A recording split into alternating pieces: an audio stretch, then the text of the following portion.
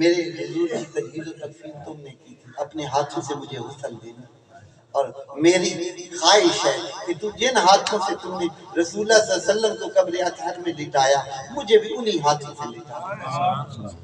انہیں وصیت کی، آپ کا وصال ہو گیا۔ پھر آپ کے لیے قبر مبارک تیار کی گئی۔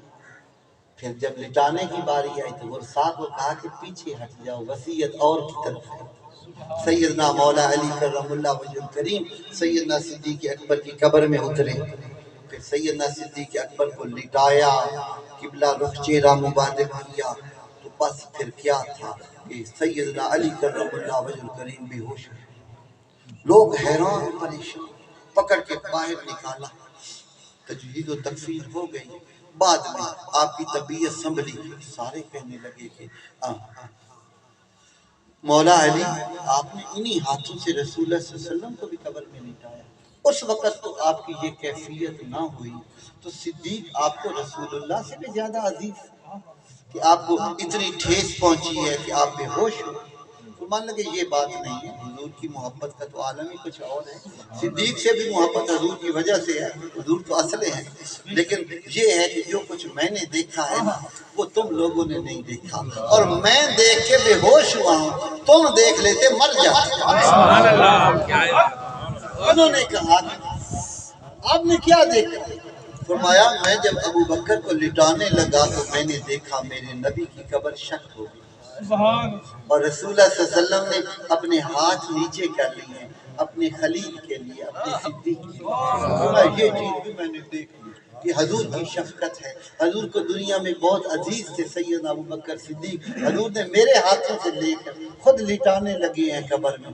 فرمایا جس چیز نے مجھے حیران کر دیا اور ورطۂ حیرت میں ڈال دیا وہ یہ تھا کہ پھر میں نے دیکھا حضور نے اپنے ہاتھ اپنے پیارے صدیق کی سفید داڑھی کے نیچے کیے، ایسے دونوں ہاتھوں سے ان کی ریش کو پکڑا ہے، پھر یہ ہاتھ کھولے ہیں اور فرمایا میرے رب اس میرے پیارے کی سفید داڑھی کے وسیلہ سے میری گنہگار امت کی مغفرت۔ اتنی بات سنی تھی کہ میں نے کہا رسول اللہ صلی اللہ علیہ وسلم کی جو امت سے محبت ہے، جو امت کی شفاعت کا حق ہے، وہ ہماری سوچ سے نکالا۔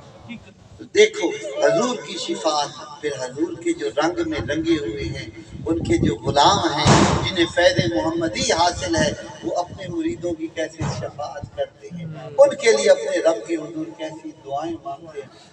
صوفیاء کی کتابیں بھری پڑی ہیں ایسے واقعات سے، لہذا یہ جو نسبتیں ہیں یہ کوئی چھوٹی موٹی چیزیں نہیں ہیں، لیکن ایک چیز ہے یہ عام نہیں ہے، یہ خاص ہے۔